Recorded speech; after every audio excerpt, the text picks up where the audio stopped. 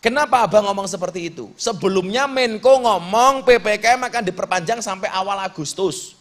Ternyata setelah Pak Jokowi mengeluarkan keputusan hanya diperpanjang sampai tanggal 25. Dengan kemungkinan dilonggarkan melalui tanggal 26. Berarti besok ini hari PPKM darurat terakhir. Kalau memang kemudian baik akan dilonggarkan. Walaupun katanya mau dibuat istilah beda. Bukan PPKM darurat, tapi PPKM level 1 dan level 4. Berarti besok nggak ada bedanya PPKM dengan geprek. Jadi geprek level 1, level 2, level 3, level 4. Anak-anak sekarang begini, saya mau memberikan masukan kepada pemerintah. Istilah ngudoroso lah. Jadi bukan karena saya benci dengan pemerintah, tetapi penanganan COVID sudah hampir 2 tahun kok gini-gini saja. Nah semalam lucu lagi, saya diskusi itu. Apakah orang mati itu masih bisa menularkan COVID? Apakah menularkan COVID? Kalau pemahaman secara umum orang mati masih bisa menularkan COVID apa enggak? Masih. Makanya menguburkannya menggunakan protokol kesehatan, menggunakan APD, alat pelindung diri. Ya. Tapi ada yang ngeyel. Enggak, Gus. Orang mati itu sudah tidak bisa menularkan COVID. Alasan kamu apa? Alasannya masuk akal ya Pak Dayat. Alasanmu apa? Kamu mengatakan orang mati tidak bisa menularkan COVID. Penularan COVID itu kan melalui droplet dia bilang. Droplet itu apa? Droplet itu apa? Nyiprati air liur. Apa idu? Utawa ngidoni droplet. Nah, orang mati itu kan sudah tidak bisa meludah. Berarti orang mati tidak menularkan COVID. Aku mikir kok cangkemnya ini lucu banget saya aku. Loh, katanya penularan COVID itu menggunakan droplet. Droplet itu nyiprati air liur. Sing bocah santri lah ngomong cangkemnya nguprus sampai metu idune sapa? Jadi lah ngomong ngetubrus sampai cangkemnya metu idune. Itulah alasan kenapa kalian harus pakai masker. Supaya lah kancamu iki ngomong ngetubrus ana idune cangkemmu ora kecipratan. Orang kecipratan. Lah, saya meyakini Gus, apa? Orang mati itu tidak bisa menularkan COVID. Kenapa? Karena wong mati ora iso itu. Aku lak yang guyu aku. Oh, bosok iki logikane iki lho. Tapi bener ya. Engko wong mati itu ya malah melayu sing ngopeni.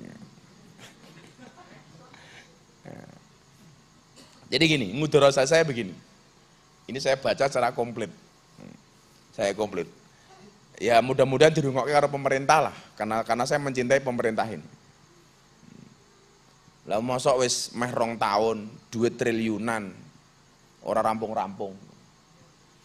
Kayak sekarang katanya COVID itu menyebar tidak lagi hanya melalui droplet, tetapi melalui airborne. Melalui udara itu namanya apa? Airborne ya. Makanya kenapa kita tidak boleh melepas masker dan lain sebagainya? Karena sekarang katanya Delta itu yang dari India itu, mutasi corona menjadi model Delta itu menyebarnya melalui udara. Jadi ini ngomong-ngomong, umpamanya ono sing tertular di sini ada yang positif, kuwi deltane mabur-mabur. Golek cangkem sing ora ono maskere, tipone cangkeme jamet.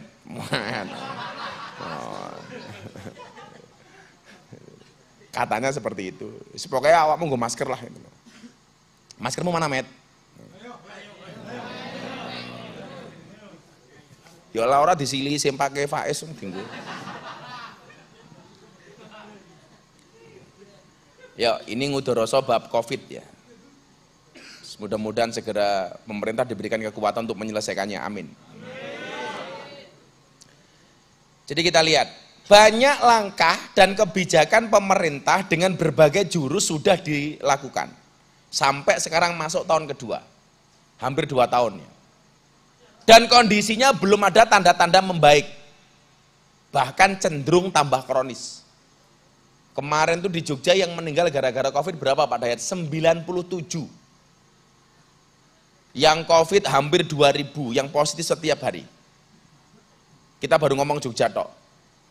Besok sore itu Abah 4:30 itu ada rapat terbatas dengan Pak Menteri Perhubungan dengan teman-teman Muhammadiyah, tokoh agama dari NU. Abah diminta untuk memberikan masukan dan teman-teman dari Muhammadiyah atas bertambahnya COVID di Yogyakarta, terutama di Bantul.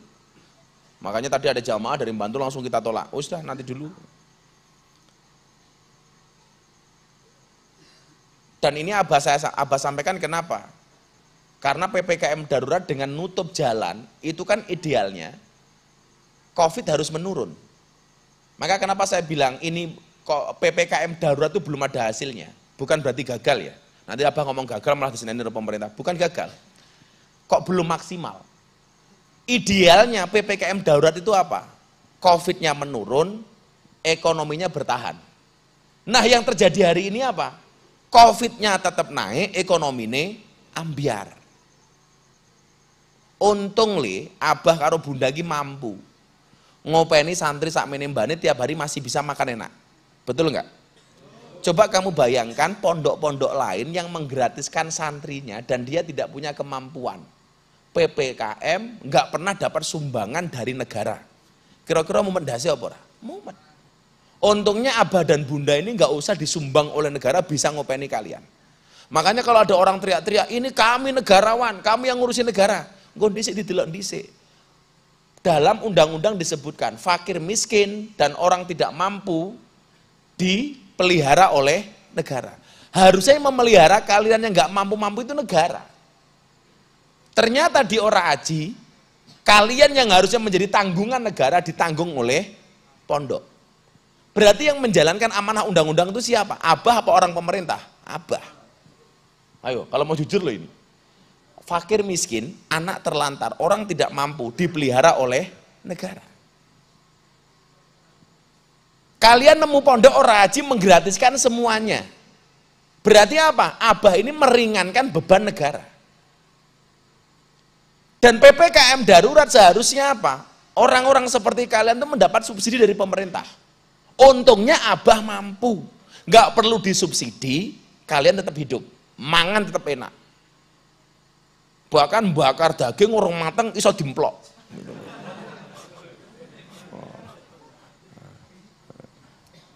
Ning kene iki enak kowe le. Ora iso masak wis dimasake Bunda. Abah dulu di masjid tinggal 4 tahun. Wancine korban ki nangis. Abah tinggal di masjid, masjidnya enggak ada dapur. Enggak ada orang kampung yang ngasih makan. Dikasih bagian daging 1 kresek. Sementara enggak ada dapur. Masaknya neng ndi? Dan gak ada yang nawari makan. Akhirnya dagingnya Abah kasih abang becak. Yang lain pesta hewan korban, daging korban, Abah gak makan apa-apa. Coba, neng kene awakmu kurang apa? Kurang apa? Sehari kalian makan daging terus itu. Makanya saya pengen memberikan masukan ngudoroso saya ini hari ini mudah-mudahan didengarkan oleh pemerintah. Sudah masuk tahun kedua gak ada tanda-tanda itu, membaik. Bahkan berdampak pada berbagai sektor. Yang pengen Abah sampaikan apa? Bukan saatnya saling menyalahkan dan saling menghujat. Namun seharusnya para pakar kesehatan, pemerintah, birokrat, serta pihak yang berkompeten duduk bersama. Hilangkan ego sektoral masing-masing.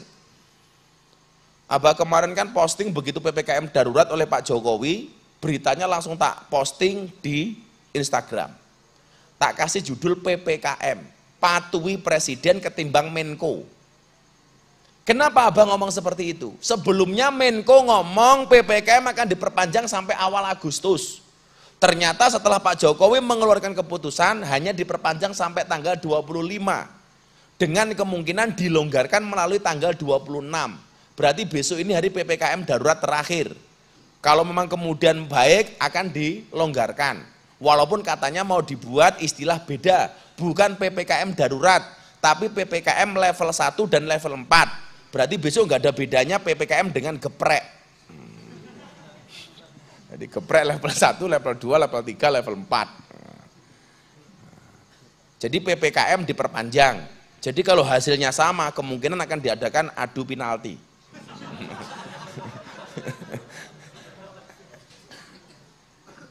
Jadi itu ya, bukan saatnya lagi saling menyalahkan, saling menghujat.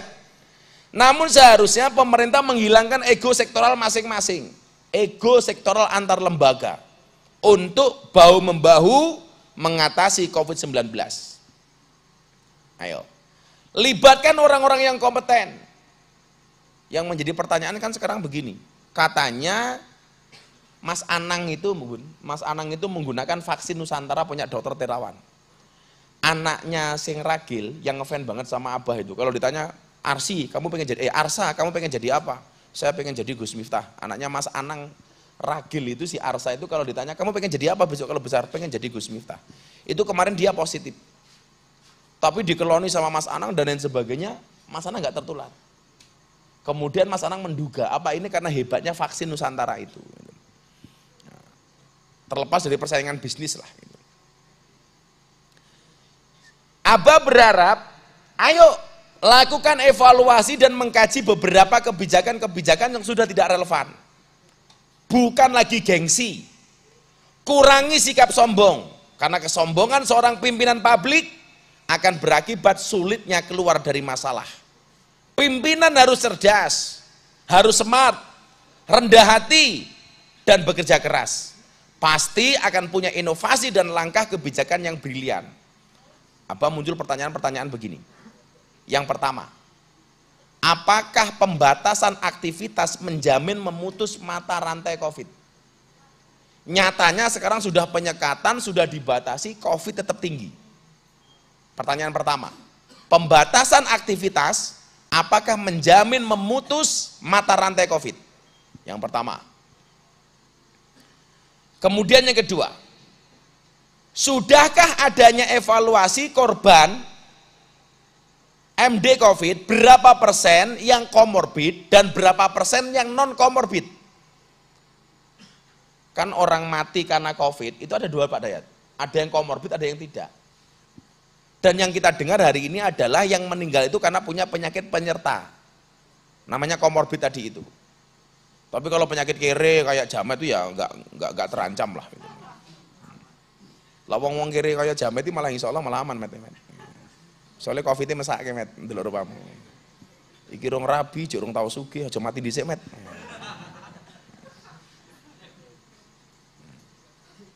Sing nyenengi COVID, sing nyenengi si Faiz, adalah Imada rabine karo Jamet. Wah, kuwi Faiz dendam banget tau kuwi. Santet pemet. Tetap ganteng kowe ya, Is. Oh, cangkemmu. Ganteng Faiz, lah sing delok wong kira.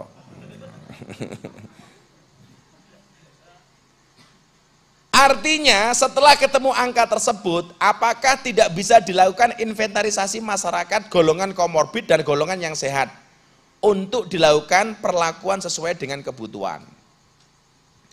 Yo kan, iki ono sing komorbid, di penyakit iki sing ora, sing mati komorbid berapa persen, sing ora komorbid berapa persen. Sebenarnya Abah pengen tahu itu.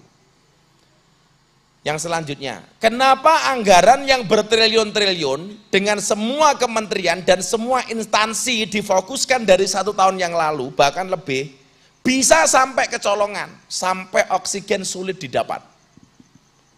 Biaya COVID itu ngeri loh, 1.000 triliun, kemarin PPKM tambah 200 triliun, diperpanjang sampai 5 hari nambah lagi 55 triliun. Harusnya kan harusnya kalau dihitung dengan bagus, nggak akan kecolongan tentang oksigen. Sekali lagi loh ya, Abang ngomong begini bukan karena benci dengan pemerintah loh ya, tapi justru evaluasi bersama. Ulah panas kupingmu yo goblok, diwene masukan kok panas. Ya. Kemudian apa? Sejauh mana kebenaran COVID bisa mengakibatkan kematian? Untuk semua kondisi atau dalam kondisi tertentu. Kan harusnya disampaikan ke masyarakat gitu. Bahwa COVID itu bahaya iya itu loh. Tapi yang mengakibatkan kematian itu sejauh mana itu, sejauh mana? Kan kita juga perlu tahu. Untuk semua kondisi atau dalam kondisi tertentu. Ini yang paling menarik yang sering saya sampaikan kemarin di iNews. Anak-anak tahu nggak? Katanya yang membuat imuniti bagus itu apa? Harapan dan optimisme. Kayak bunda ini bisa sembuh total dari kanker itu karena optimis. Karena harapan sembuhnya tinggi. Kemarin bunda terakhir diperiksa, alhamdulillah clear, bersih semua. Dan jarang kasus kanker itu yang bisa sembuh total kayak bunda. Kenapa bunda bisa sembuh? Karena mempunyai optimisme dan harapan hidup tinggi. Makanya Abah selalu memberikan semangat kepada bunda untuk sehat. Tak kasih optimisme. Berobat tak kasih ATM, tanpa dikasih PIN. Bun, pantesan panas, ono kipas ra diurip kok goblok santri. Kipas malah kok nyawang wong ngaji lho. Berarti sing masang jamet iki. Jadi yang keenam apa? Saya sampaikan. Soal teori semangat dan keoptimisan merupakan 50% memperkuat imunitas. Apakah hal ini benar? Kenapa pemberitaan dan kebijakan pemerintah tidak memfokuskan dalam memberikan harapan dan semangat hidup, namun seolah-olah mengekang dan membatasi ruang gerak, sehingga perasaan terkekang dan tidak bisa beraktivitas, justru itu akan menurunkan imunitas. Coba, santri-santri sekarang gak usah posting yang mati sekian, yang positif sekian, serah usah wis. Yang diposting yang sembuh saja. Kalau santri punya medsos, kamu mau posting, yang diposting tolong yang sembuh saja. Kalau tiap hari yang dipotong ambulan wangwing, sing mati sekian dengan bahasa-bahasa seperti itu kira-kira menurunkan imun atau menaikkan imun? Menurunkan. Sing diposting sing nyeneng-nyeneng wae lah itu.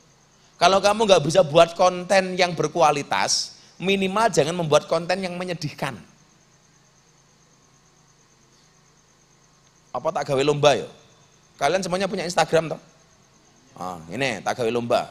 Setiap bulan mau Abah kasih hadiah. 1 bulan nanti akan dinilai sama Mas Pesek dan kawan-kawan. Postingan santri yang kontennya paling bagus. Tak kasih hadiah. Mbuh itu lucu, mbuh itu berkualitas. Kayak lucu itu Abah dulu bangunin Mas sopo ke sahur ke, tak antem lengser ke sopo ke men. Rohman, nah, itu lucu itu. Kayak ini anak santri kemulan sarung ke sopo kayak gitu.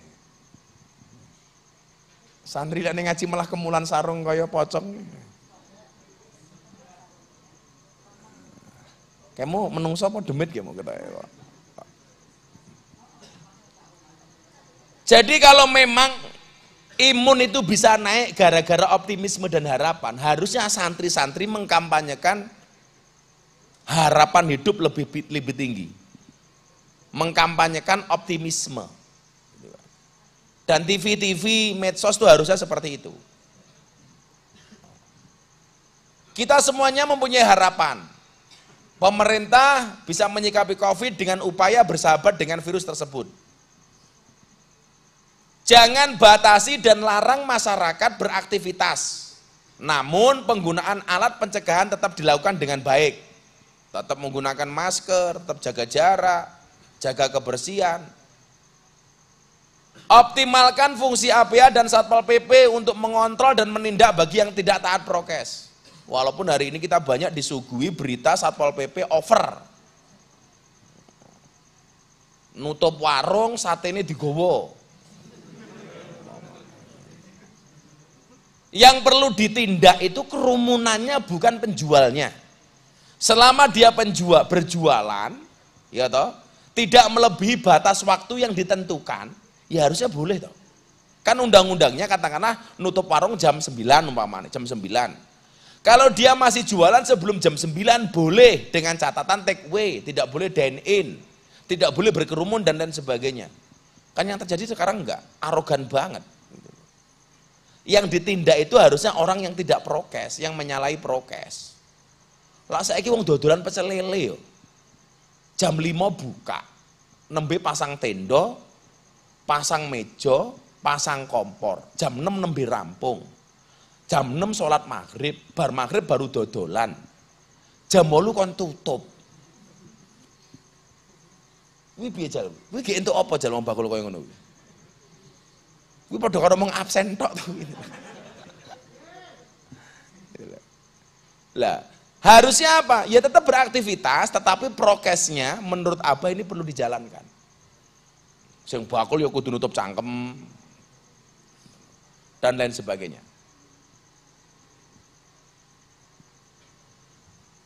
Untuk menguatkan imunitas dan ketahanan ekonomi, jangan menerapkan kebijakan untuk memenjarakan masyarakat. Karena kenyataan itu tidak efektif. Kayak kemarin coba, bakul di penjara didendol 5 juta. Padahal dia nggak punya uang. Akhirnya dia mengatakan kepada Pak Hakim apa? Nggih pun kula di penjara mawon. Terus golek pangan ra iso, malah di penjara, malah didenda. Itu kan nggak nalar ya itu. Nalar aja. Nah, ora. Coba cari informasi, kalau di Sleman atau di Jogja ada yang kayak gitu di penjara atau di dendong. Apa sih yang bayar dendo nih? Kalau dihukum mau apa nih?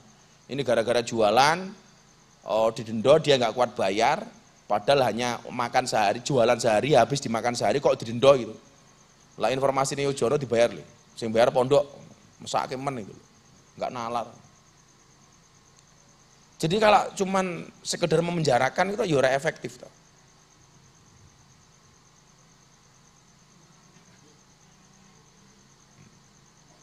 Maka sebelum ini besok diputuskan apakah PPKM darurat diperpanjang atau tidak, coba pemerintah please lihat efektivitasnya. Lihat efektivitasnya. Gara-gara PPKM darurat ternyata COVID tetap naik, ekonomi ambiar, orang rugi triliunan, ekonomi mati. Harusnya idealnya diberlakukan PPKM darurat itu, COVID-nya menurun, ekonominya bertahan. Tapi kenyataan yang terjadi, COVID-nya tetap naik, ekonominya ambiar. Lah aku ning ora aji enak le, serasa mikir. Saiki tak pikir-pikir sing wong tuane seran duwe wi. Kira-kira uripmu ning pondok karo kowe ning omah enak ndi? Ayo ngomong sing enak ning omah takon minggat saiki, ayo minggat takon. Dijawab sing banter. Kowe ning omahmu, melu wong tuamu, karo uripmu ning pondok kira-kira luwih penak ndi?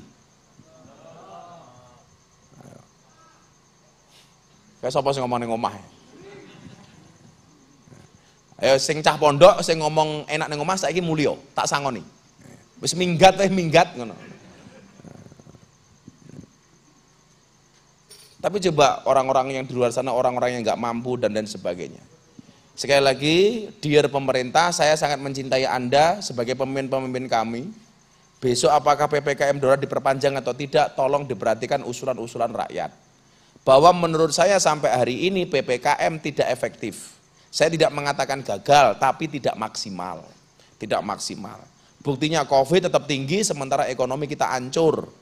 Rakyat tidak bisa beraktivitas, tidak bisa makan dan minum. Bantuan-bantuan dari pemerintah belum bisa masuk kepada rakyat secara maksimal. Banyak orang yang tidak mendapatkan bantuan. Dan lain sebagainya. Lah, kewajibanmu sebagai santri ndongake pemerintah, moga-moga pemerintah kuat dan oleh solusi. Orang mau sekedar maido tapi tidak memberikan solusi.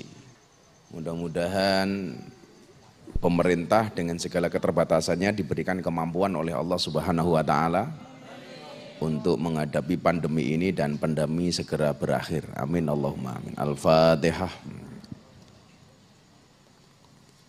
Shiratal ladzina an'amta 'alaihim.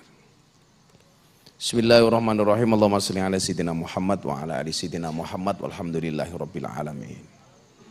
Ya Allah ya Rabb, tunjukkanlah kepada para pemimpin-pemimpin kami ya Allah jalan yang lurus, yaitu jalannya orang-orang yang Kau cintai, bukan jalannya orang-orang yang sesat ya Allah, yaitu jalannya orang-orang yang Kau murkai. Berikan kekuatan kepada para pemimpin-pemimpin kami ya Allah untuk membawa bangsa ini kepada jalan yang lebih baik, untuk mengeluarkan bangsa ini dari segala masalah, untuk membawa kemakmuran bagi bangsa yang kami cintai ini sehingga menjadi bangsa yang baldatun thayyibatun wa rabbun ghafur.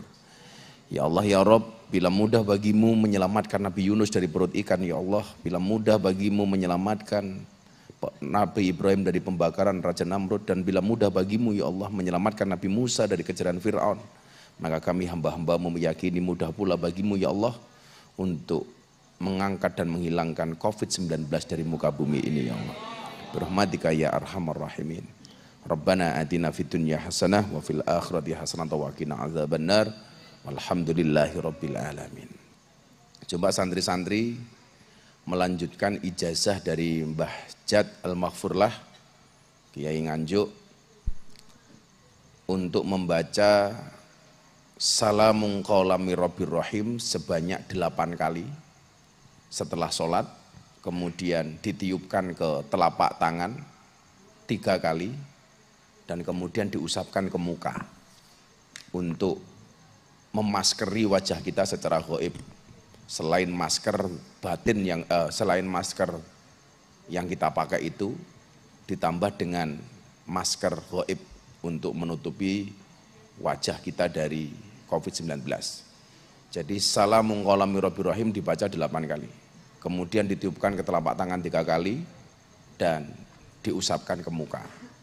Coba dibaca bareng-bareng. Bismillahirrahmanirrahim. Salamun qawlami Rabbir Rahim. Salamun qawlami Rabbir Rahim. Salamun qawlami Rabbir Rahim. Salamun qawlami Rabbir Rahim. Salamun qawlami Rabbir Rahim. Salamun qawlami Rabbir Rahim.